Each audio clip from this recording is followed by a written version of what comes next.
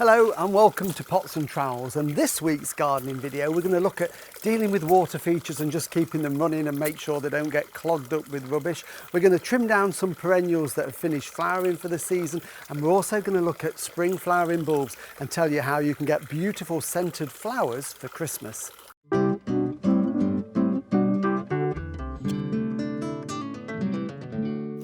I always think that the sound of running water in the garden is very therapeutic, nice and relaxing, especially on a warm early autumn day like today.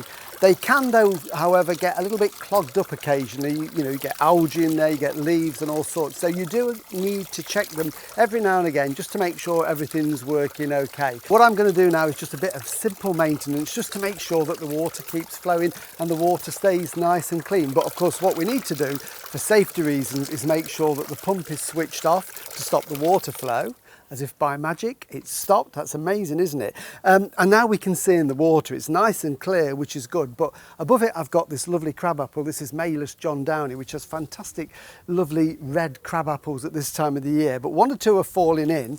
And I've also noticed that we're getting a bit of algae growth in there. And if we're not careful, that will clog up the pump. So I'm going to put my hand in. I haven't got a glove long enough, unfortunately. So I'm just going to have to put my hand in. I'm going to pull some of this horrible slimy blanket weed out, which has also got some leaves in there. I'm going to take any fruits off, and what I'll need to do is probably just run my hands along the bottom and get the leaves, because if I don't do that, what will happen is they will start and rot at the bottom and make the water go all horrible and smelly. And there we can see this horrible stringy blanket weed in there, and if we don't remove that from around the pump, which is below this plant here, what it will do is clog the pump up and stop the water flowing. So I need to spend a little bit of time later on just going through that, taking out all the leaves, all the rubbish. It can be turned on and then it will keep running happily for a few more weeks.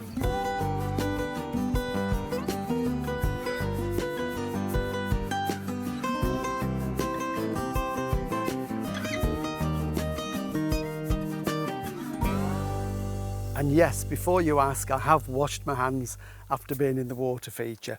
Now I'm often asked, when do you start to cut back perennials when they finish flowering at the end of the summer or in early autumn?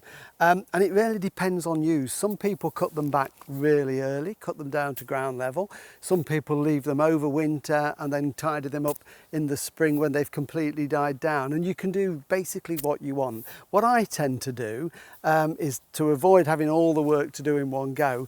Anything that is completely finished and hasn't got any decorative value at this time of the year, I'll give it a tidy up. So things like this phlox here, it's finished flowering, it's not going to flower again. So what I will probably do with this is, using my secateurs, is just to reduce it by half. Just chop it down as we go by about half, and that just instantly tidies it up a little bit. And then what will happen is that will die down over the winter. All the goodness will go back down into the roots, and then next spring when we work the way through the borders, we'll take it down to ground level to encourage that new growth. So I'm just going to throw that onto the lawn.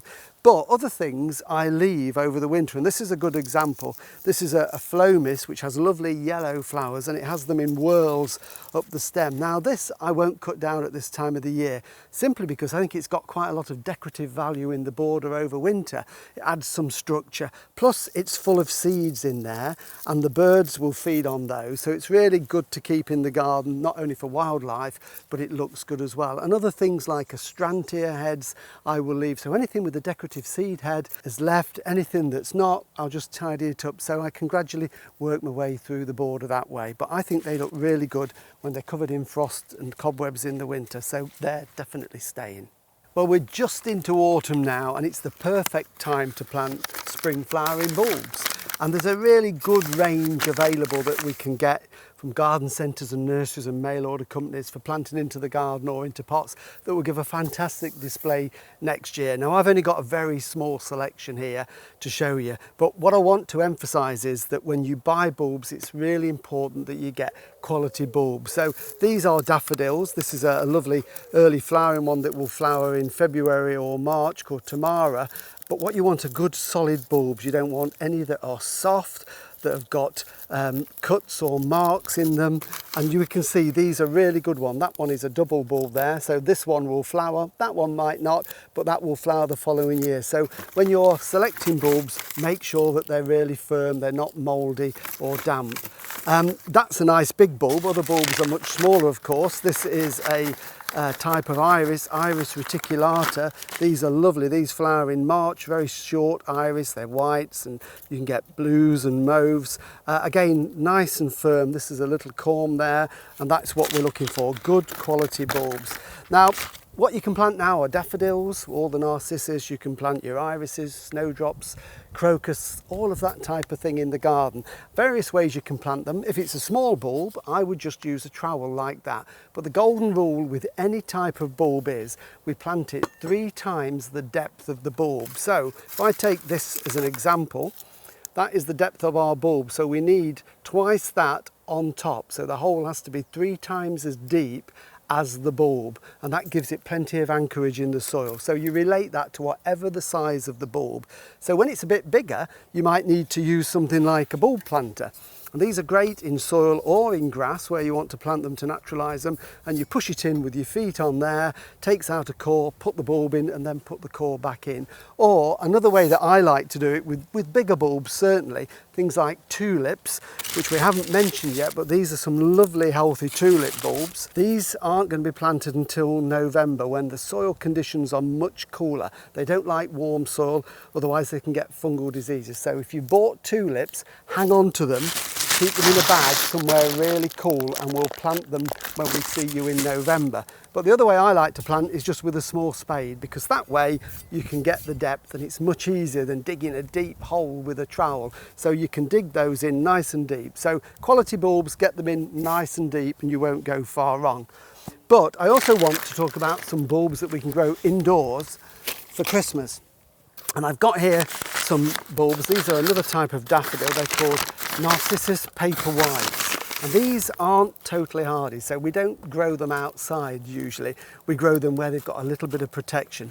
But they produce beautiful tall stems with a semi-double cluster of creamy white flowers on the top. But what is really amazing about them is they have a marvellous perfume, really, really strong scent.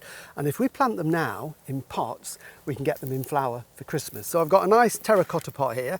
I've filled it with compost. This is a bulb compost that's made from composted bracken, made in Cumbria.